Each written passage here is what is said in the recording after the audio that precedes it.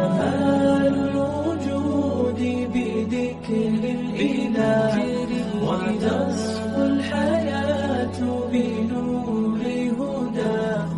جمال الوجود بذكر الإله وتصفو الحياة بنور هدى. وتطرب نفس له طاعة ويبلغ سعد إلى منتهى. جمال الوجود بذكر الإله وتصفو الحياة بنور هدى. جمال الوجود بذكر الإله وتصفو الحياة بنور هدى. وتطرب نفس له طاعة ويبلغ سعد إلى منتهى.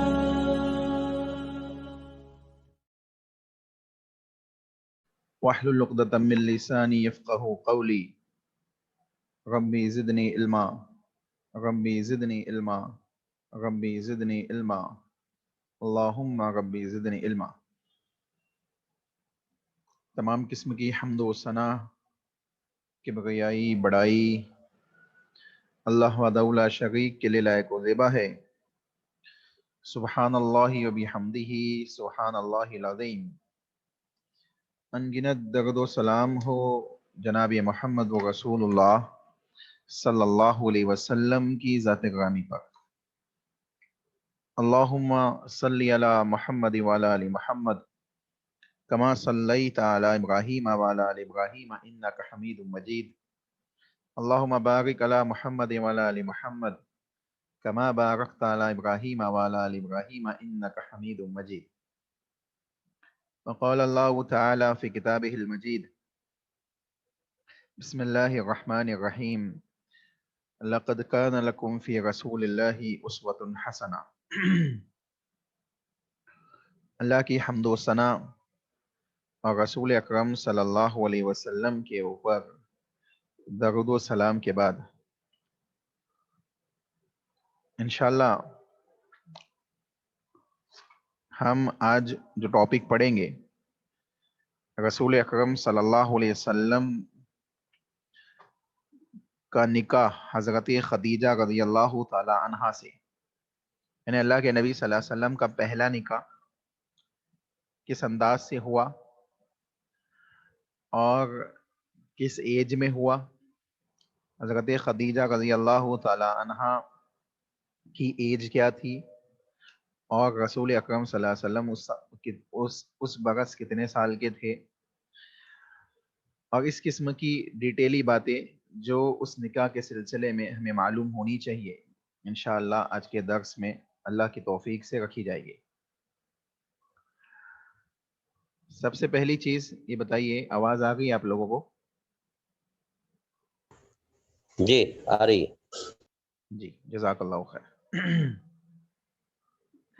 دیکھیے، اللہ کے نبی جناب محمد و رسول اللہ صلی اللہ علیہ وسلم اللہ کے نبی کے ساتھ بچپن ہی سے مختلف قسم کے معاملات سرزد ہوتے رہے، یہاں تک کہ رسول اکرم صلی اللہ علیہ وسلم کے والد محترم اس دنیا سے رخصت ہو گئے آپ کی پیدائش سے پہلے، والدہ کا انتقال بھی بچپن ہی کے عالم میں ہو گیا، اسی طریقے سے رسول اکرم صلی اللہ علیہ وسلم کے محبوب ترین دادا وہ بھی انتقال کر گئے، اور اس قسم کے کئی دوسرے معاملات اللہ کے نبی محمد و رسول اللہ صلی اللہ علیہ وسلم کی زندگی میں رونما ہو چکے تھے۔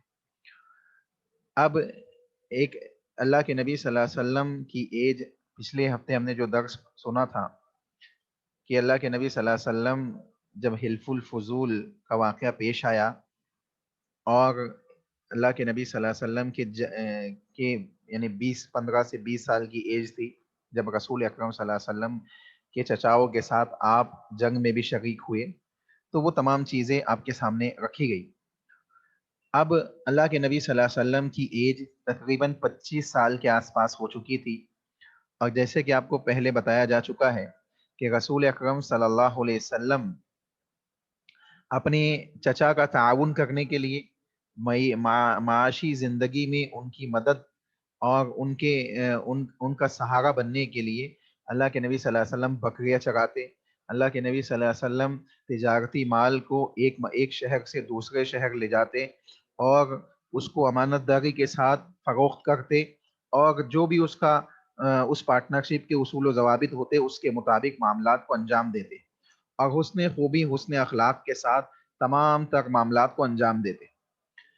اسی قسم کا ایک واقعہ حضرت خدیجہ رضی اللہ تعالی عنہا کے ساتھ پیش آیا کہ حضرت خدیجہ رضی اللہ تعالی عنہا جو مکہ کے اندر بہت ہی معزز خاتون تھی، یہاں تک کہ طاہرہ کے لقب سے جانی جاتی تھی. طاہرہ یعنی پاکیزہ خاتون کے لقب سے جانی جاتی تھی اس زمانے کے اندر، جو زمانہ جاہلیت کا زمانہ تھا اور زناکاری عام تھی.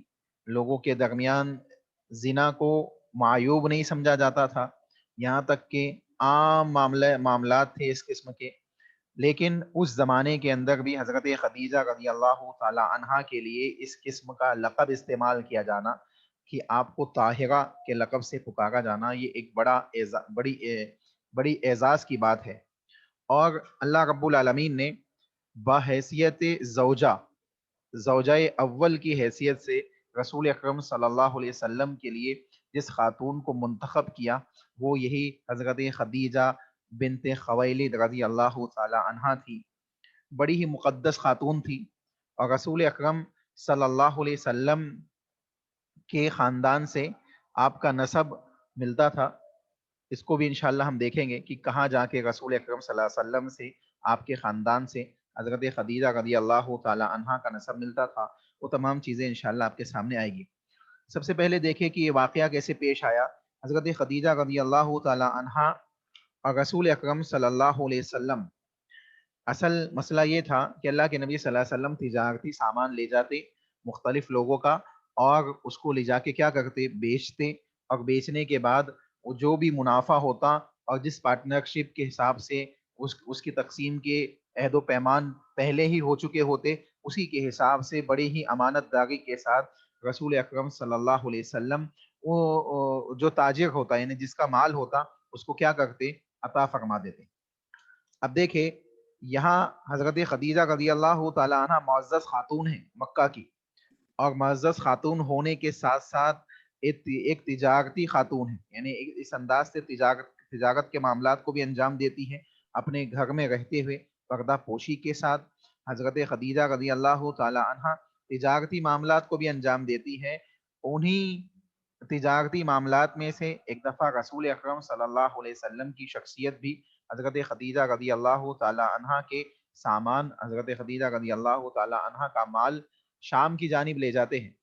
اور شام کی جانب جب حضرت خدیجہ رضی اللہ تعالی عنہ کا مال لے جاتے ہیں تو رسول اکرم صلی اللہ علیہ وسلم کے ساتھ حضرت خدیجہ رضی اللہ تعالی عنہ کا ایک غلام بھی ہوتا ہے.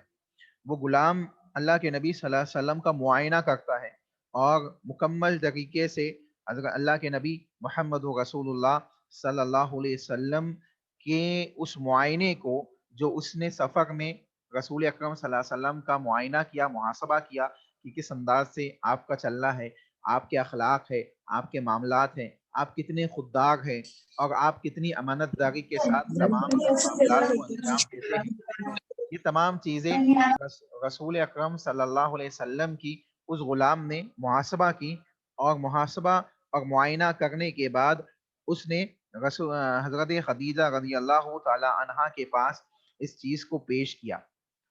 دیکھیں اب جب وہ واپس آئے مکہ تشریف واپس لائے تو حضرت خدیجہ رضی اللہ تعالی عنہا نے اپنے مال میں ایسی امانت اور خیر و برکت اس سے پہلے نہیں دیکھی تھی. کبھی بھی انہوں نے اس قسم کے مال کے اندر اضافہ، خیر و برکت اور امانت داری کے معاملات نہیں دیکھے تھے.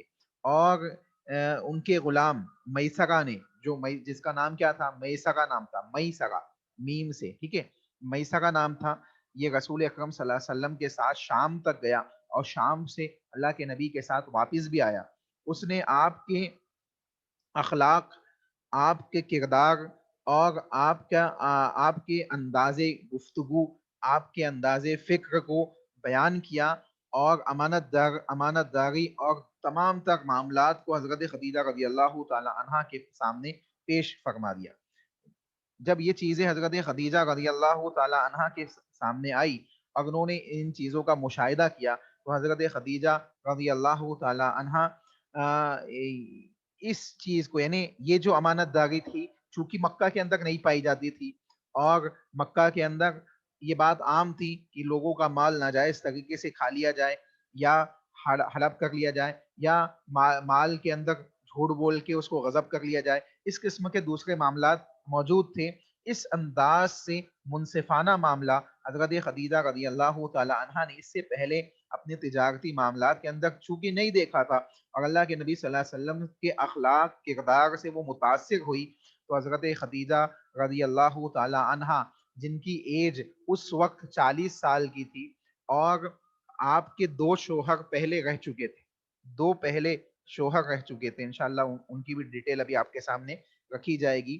وہ دونوں ہی شوہر سے یعنی جن 2 آدمیوں سے پہلے شادی ہو چکی تھی، ان سے بچے بھی تھے آپ کے بچے بھی تھے، تو اس کے باوجود اللہ کے نبی صلی اللہ علیہ وسلم 25 سال کے تھے، 25 سال کا ایک شخص 40 سال کی خاتون سے نکاح کر رہا ہے۔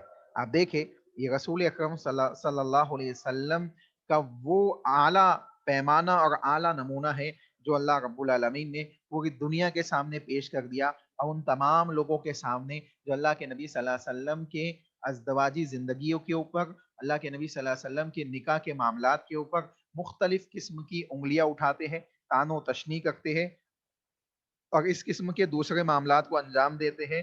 حضرت خدیجہ رضی اللہ تعالی عنہا کا نکاح ان کے لیے منہ توڑ جواب ہے، ان کے اس قول و فعل کا رد عمل ہے کہ اللہ رب العالمین نے پہلا نکاح اللہ کے نبی صلی اللہ علیہ وسلم کے لیے جس خاتون کو منتخب کیا، وہ حضرت خدیجہ رضی اللہ تعالی عنہا تھی، جو مکہ کے اندر معزز خاتون تھی، جن کے 2 شوہر پہلے رہ چکے تھے، اور ان سے ان کی اولادیں بھی موجود تھی، اور ان اولادوں سے بھی رسول اکرم صلی اللہ علیہ وسلم بہت زیادہ محبت کیا کرتے تھے۔ انشاءاللہ وہ تمام چیزیں آپ کے سامنے آئے گی۔ تو پتہ کیا چل رہا ہے کہ ایج کا ڈفرنس دیکھیں، عام طور پہ کیا ہوتا ہے، لڑکا بڑا ہوتا ہے اور لڑکی کم عمر کی دیکھی جاتی ہے، لیکن یہاں معاملہ اس کے بالکل برعکس ہے۔ رسول اکرم صلی اللہ علیہ وسلم 25 سال کے ہیں، اور حضرت خدیجہ رضی اللہ تعالی عنہا ان سے 15 سال بڑی ہے، 15 سال کا ایج ڈفرنس ہے، خاتون 15 سال بڑی ہے، اور 2 نکاح پہلے ہو چکے ہیں۔ اس کے باوجود رسول اکرم صلی اللہ علیہ وسلم ان کے اس نکاح کے پیغام کو قبول کرتے ہیں، جو نکاح کا پیغام اللہ کے نبی کی جانب سے نہیں جاتا ہے، بلکہ خدیجہ رضی اللہ تعالی عنہا کی جانب سے رسول اکرم صلی اللہ علیہ وسلم کو آتا ہے، اور اللہ کے نبی محمد رسول اللہ صلی اللہ علیہ وسلم ان کے اس نکاح کے پیغام کو کیا کرتے ہیں، قبول کرتے ہیں۔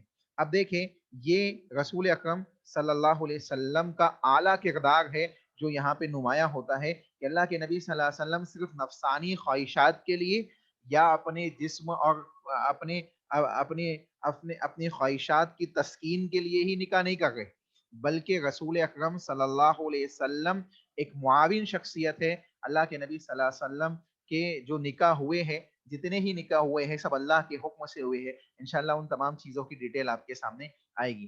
اب حضرت خدیجہ رضی اللہ تعالی عنہ کا نسب بھی دیکھ لیں کہ کس انداز سے نسب کے اعتبار سے حضرت خدیجہ رضی اللہ تعالی عنہ دوسری امہات المومنین سے نزدیک ہے، سوائے ام حبیبہ کے، یعنی ام حبیبہ رضی اللہ تعالی عنہ جو رسول اکرم صلی اللہ علیہ وسلم کی بیویوں میں سے ہے، ابو سفیان کی بیٹی ہے، ان کا نسب مزید زیادہ نزدیک ہے۔ میں اس کو آپ کو سمجھاتا ہوں۔ دیکھیں، اللہ کے نبی صلی اللہ علیہ وسلم محمد بن عبداللہ بن عبد المطلب بن ہاشم بن عبد مناف، ابھی عبد مناف کی جو اولادیں ہیں، عبد مناف میں سے، یعنی عبد مناف کے عبد شمس، اس میں سے امیہ بن حرب، پھر ابو سفیان، ٹھیک ہے، اور ابو سفیان کی بیٹی ام حبیبہ۔ لیکن یہاں پہ دیکھیں، حضرت خدیجہ رضی اللہ تعالی عنہ کا بھی نسب اس کے فوراً بعد قصی سے جا ملتا ہے، جو اللہ کے نبی صلی اللہ علیہ وسلم کے نسب کے اندر ایک اعلیٰ شخصیت ہے اور معزز ترین لوگوں میں سے ہے، چنانچہ ان سے جا ملتا ہے حضرت خدیجہ بن خویلد بن اسد بن عبد العزہ بن قصی. اب یہاں سے اوپر چلتے چلیے بن قصی بن قلاب بن مرہ بن کعب بن لوئی بن غالب بن فہر. اس طریقے سے اللہ کے نبی صلی اللہ علیہ وسلم سے تقریباً چوتھی پشت میں جا کے حضرت خدیجہ رضی اللہ تعالی عنہ کا نسب کیا ہے؟ اللہ کے نبی صلی اللہ علیہ وسلم کے نسب سے جا ملتا ہے، جو اس بات کی دلیل ہے کہ اللہ رب العالمین نے جہاں رسول اکرم صلی اللہ علیہ وسلم کو اعلیٰ نسب سے منتخب کیا، وہی آپ کی امہات المومنین کو بھی اعلیٰ نسب سے منتخب فرمایا اور آپ کے لیے ایسا انتخاب فرمایا کہ دنیا جہاں نے اس انتخاب کو دیکھا اور وہ امہات المومنین جو معاشرے کی تمام تر مومنہ خواتین کے لیے آئیڈیل ہے اور ان کی زندگیاں آئیڈیل ہے. اگر یقینی معنوں میں خواتین اپنی زندگیوں کی اصلاح کرنا چاہتی ہے تو وہ امہات المومنین کی زندگیوں کا مطالعہ کرے، صحابیات کی زندگیوں کا مطالعہ کرے تو ان کو معلوم پڑے گا کہ وہ ہر معاملے میں چاہے وہ ماں باپ کا ادب و احترام ہو، بچوں کی تربیت ہو، یا شوہر کا ادب و احترام یا اس کی اطاعت کے معاملات ہو، یا اپنی عزت اور عفت کی حفاظت ہو، یا اس قسم کے دوسرے معاملات ہو، ان تمام تر معاملات کے اندر امہات المومنین صحابیات آپ کو نمایاں ملے گی اور آپ کو یہ بات سمجھ میں آئے گی کہ کس انداز سے وہ خواتین تھی جن کے سلسلے میں اللہ نے یہ بات نازل کر دی کہ رضی اللہ عنہم ورضوا عنہ، کہ میں ان صحابہ کی تمام تر جماعتوں سے کیا ہو گیا؟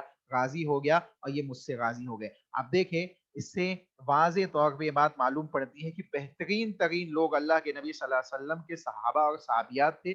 آج آپ دیکھیں معاشرے کے اندر اس انداز سے بے حیائی کو پھیلایا جا رہا ہے اور مسلم خواتین اس کے اندر ملوث ہوتی چلی جا رہی ہے.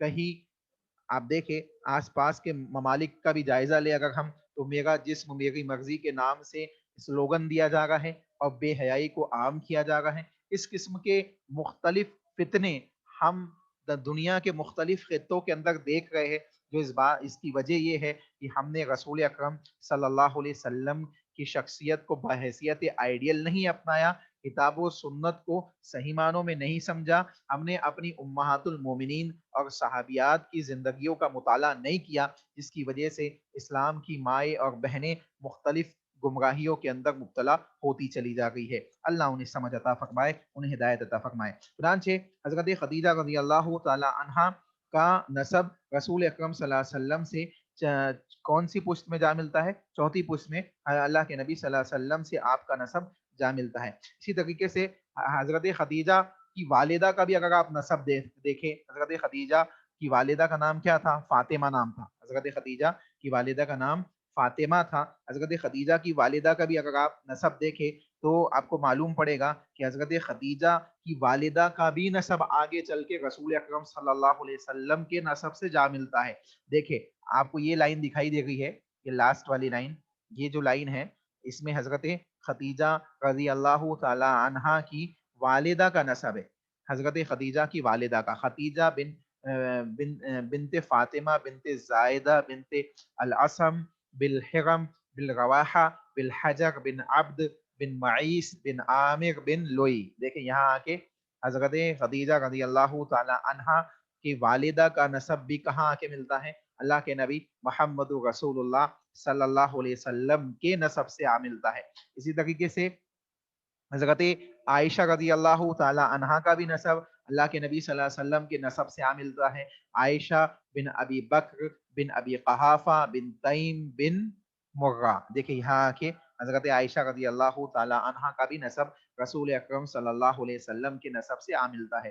اسی طریقے سے ام سلمہ رضی اللہ تعالی عنہا کا بھی نسب آ کے کہاں ملتا ہے؟ اللہ کے نبی صلی اللہ علیہ وسلم کے نسب سے ملتا ہے. یہ بتانے کا مقصد یہ ہے کہ رسول اکرم صلی اللہ علیہ وسلم کو جس اعلیٰ خاندان سے، جس حسب و نسب سے، جس ابراہیم علیہ السلام کی نسل سے اللہ کے نبی محمد رسول اللہ صلی اللہ علیہ وسلم کو منتخب کیا گیا، تو اللہ کے نبی صلی اللہ علیہ وسلم کے محبوب ترین لوگوں میں سے جو آپ کی امہات المومنین ہیں، یا آپ کی والدہ محترمہ ہیں، یا اسی طریقے سے دوسری ایسی خواتین یا ایسے لوگ ہیں جو اللہ کے نبی کے عزیز و اقارب ہے، ان کو بھی اللہ کے نبی صلی اللہ علیہ وسلم کے نسب سے کہیں نہ کہیں جا کے وہ جڑ جاتے ہیں. جیسے حضرت عمر رضی اللہ تعالی عنہ کا نسب دیکھیں آپ تو ان کی بیٹی ہے حضرت حفصہ جو امہات المومنین میں سے ہے، رسول اللہ صلی اللہ علیہ وسلم کی زوجہ ہے، وہ حضرت حفصہ حضرت حفصہ بن عمر بن خطاب بن نفیل بن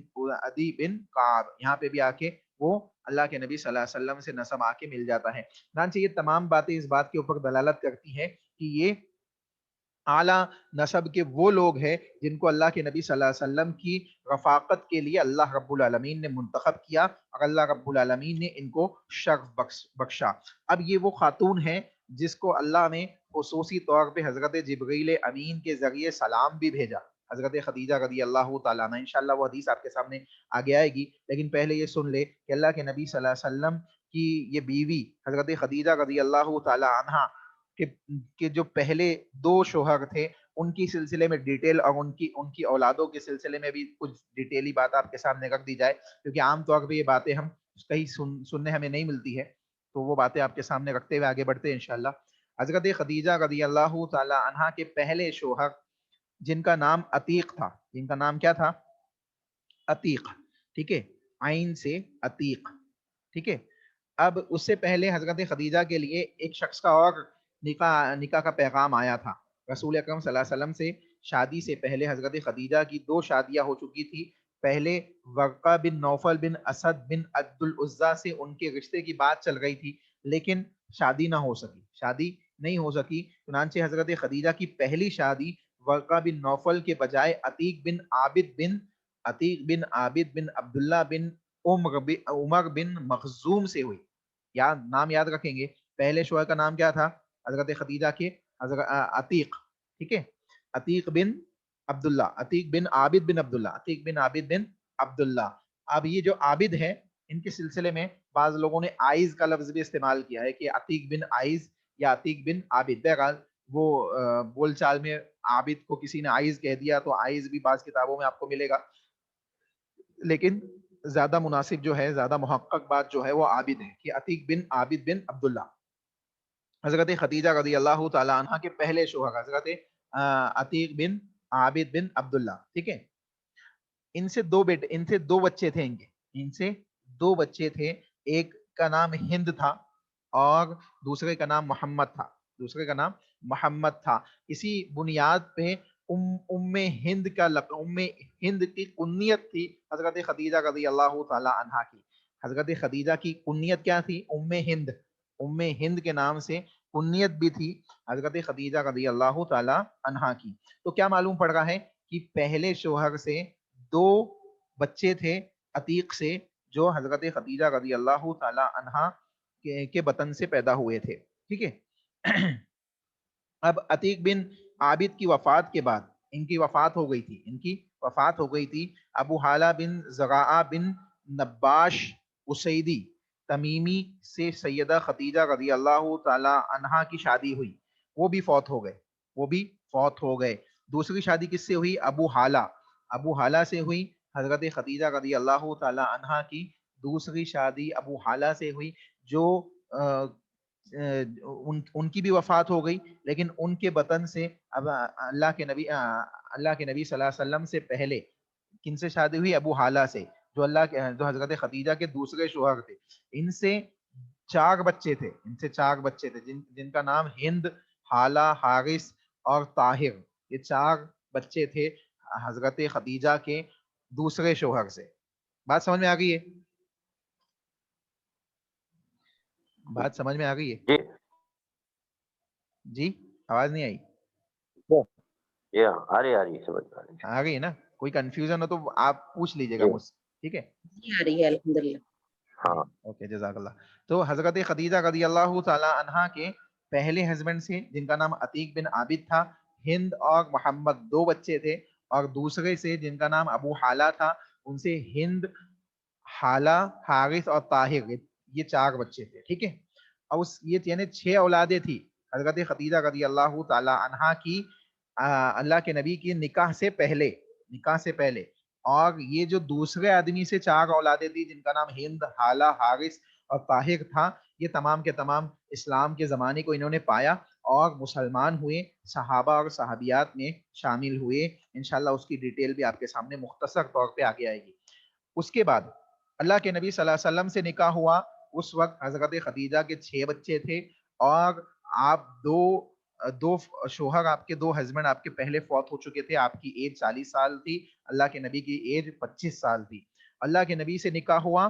اس کے بعد اللہ کے نبی صلی اللہ علیہ وسلم کی اولادوں میں سے قاسم، عبداللہ، زینب، رقیہ رضی اللہ تعالی عنہا، ام کلثوم رضی اللہ تعالی عنہا، فاطمہ رضی اللہ تعالی عنہا، یہ رسول اکرم صلی اللہ علیہ وسلم کی اولادوں میں سے حضرت خدیجہ رضی اللہ تعالی عنہا کے بطن سے پیدا ہونے والے بچے ہیں.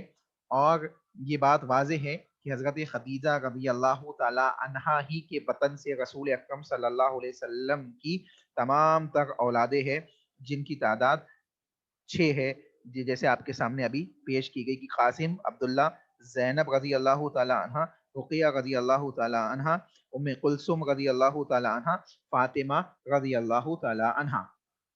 ٹھیک ہے، تو اب دیکھیں بالترتیب پھر سے اس کو سمجھ لیں کہ حضرت خدیجہ کے پہلے شوہر جن کا نام عتیق بن عابد تھا، ان سے 2 بچے، ہند اور محمد. دوسرے شوہر جن کا نام ابو حالہ تھا، 4 بچے، ہند، حالہ، حارث اور طاہر. تیسرے اللہ کے نبی صلی اللہ علیہ وسلم جن سے 6 اولادیں، قاسم، عبداللہ، زینب، رقیہ، ام کلثوم اور فاطمہ رضی اللہ عنہم اجمعین. تو یہ رسول اکرم صلی اللہ علیہ وسلم اور حضرت خدیجہ رضی اللہ تعالی عنہ کے سلسلے میں مختصر، اللہ کے نبی کے سلسلے میں تو ہم ڈیٹیلی بحث کر ہی گئے اور ڈیٹیلی باتیں ہم سیرت النبی کے ٹاپک سے سن رہے، لیکن خدیجہ رضی اللہ تعالی عنہ کا چونکہ واقعہ آیا ہے اور اللہ کے نبی کی محبوب ترین بیوی حضرت خدیجہ رضی اللہ تعالی عنہ ہے، اتنی محبت کیا کرتے تھے اللہ کے نبی صلی اللہ علیہ وسلم ان سے کہ اپنی زندگی میں جب تک حضرت خدیجہ رضی اللہ تعالی عنہ موجود تھی، باحیات تھی، جب تک کسی دوسری خاتون سے رسول اکرم صلی اللہ علیہ وسلم نے نکاح نہیں کیا، کسی دوسری خاتون سے رسول اکرم صلی اللہ علیہ وسلم نے نکاح نہیں کیا. چنانچہ یہ اللہ کے نبی کی محبت کا عالم تھا کہ بہت زیادہ محبت کرتے تھے، یہاں تک کہ حضرت خدیجہ کی گزرنے کے بعد بھی، یعنی انتقال کے بعد بھی، حضرت خدیجہ کے جو عزیز و اقارب تھے، جو سہیلیہ تھی یا جو ان کے نزدیکی لوگ تھے، ان کو اللہ کے نبی صلی اللہ علیہ وسلم محبوب رکھتے تھے. اور جب قربانی وغیرہ کے لیے جانور ذبح کیے جاتے تو ان کی ہاں گوشت پہلے بھیجنے کو ترجیح دیتے تھے. یہ رسول اکرم صلی اللہ علیہ وسلم کی محبت کا عالم تھا.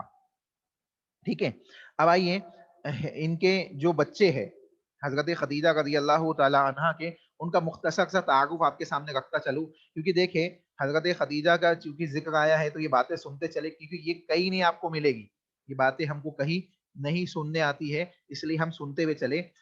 ہند بن ابی حالہ یہ کون سے ہیں؟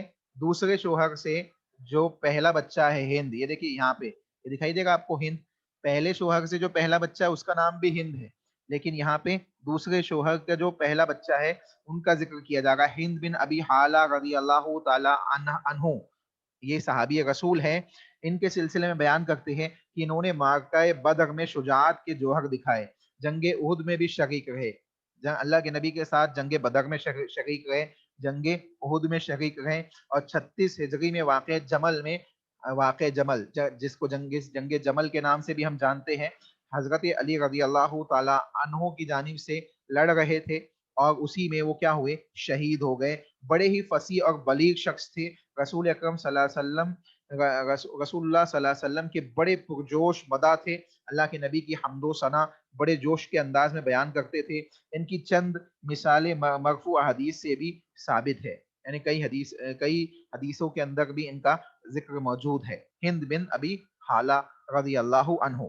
ٹھیک ہے، دوسرے جو ہے حالہ بن ابی حالہ. ٹھیک ہے، یہ دیکھیے یہ دوسرا شخص جو دوسرے شوہر کے دوسرے بچے ہیں جو صحابی رسول بنے ان کے سلسلے میں رسول اکرم صلی اللہ علیہ وسلم ان سے بڑی محبت فرماتے تھے. ایک مرتبہ نبی اکرم صلی اللہ علیہ وسلم سو رہے تھے کہ وہ آگے اللہ کے نبی کے پاس. آپ کی آنکھیں کھل گئی تو آپ نے فوراً اپنے سینے مبارک سے ان کو لگا لیا اور بڑے لاڑ سے بڑے ہی پیار سے ان کو پکارنے لگے حالا حالا, یعنی ایک معصوم سے بچے کو جیسا ایک یعنی بڑے لوگ جیسے پکارتے ہیں اپنے بچوں کو معصومانہ انداز سے, محبتانہ انداز سے, اس انداز سے رسول اکرم صلی اللہ علیہ وسلم کیا ہے ان کو پکارنے لگے. یاد رہے کہ حضرت خدیجہ کی بہن کا نام بھی حالہ بنت خویلد تھا. حضرت خدیجہ کی بہن کا نام بھی کیا تھا؟ حالہ بنت خویلد. لیکن یہاں پہ یہ حضرت خدیجہ کے بیٹے ہیں حالہ, جن کو حالہ بن ابی حالہ کے نام سے یاد کیا جاتا ہے. ٹھیک ہے. اس کے بعد حارث, اس کے بعد تیسرے کون ہے؟ حارث بن ابی حالہ رضی اللہ عنہ. وہ اپنے اسلام کا کھلم کھلا اظہار کرتے تھے. دعوت اسلام کے ابتدائی دنوں میں رکن یمانی کے قریب جوش و خروش سے اسلام کی دعوت دے رہے تھے. یہ حارث رضی اللہ عنہ ہیں جو پرجوش انداز میں اس زمانے کے اندر جب مشرکین سخت ترین مخالف تھے صحابہ کے رسول اکرم صلی اللہ علیہ وسلم کے دین اسلام کے, اور مسلمانوں کی تعداد بہت قلیل تھی. 3 سال کا ابتدائی مرحلہ جس میں اللہ نے خفیہ دعوت کا حکم دیا تھا, اس زمانے کے اندر بھی پرجوش انداز میں رکن یمانی کے پاس, جو کعبۃ اللہ کا ایک کونا ہے, اس رکن یمانی کے پاس جا کر پرجوش انداز میں مشرکین مکہ کو اسلام کی دعوت دیتے رہتے, اور کفار و مشرکین نے ان پہ کئی مرتبہ حملے بھی کیے, اور مشرکین نے حملے کر کے ان کو کیا کیا؟ شہید کر دیا. یہ بھی کہا گیا کہ وہ نبی اکرم صلی اللہ علیہ وسلم کا دفاع کرتے ہوئے شہید ہوئے, اور اسلام کے لیے جان دینے والے اولین سپوت تھے. اسلام کے لیے جان دینے والے اولین شخص تھے جن کو حارث کے نام سے ہم جانتے ہیں, حضرت خدیجہ رضی اللہ تعالی عنہا کے بیٹے ہیں. اب دیکھیں اسلام میں سب سے پہلی خاتون جنہوں نے اسلام لایا وہ کون تھی؟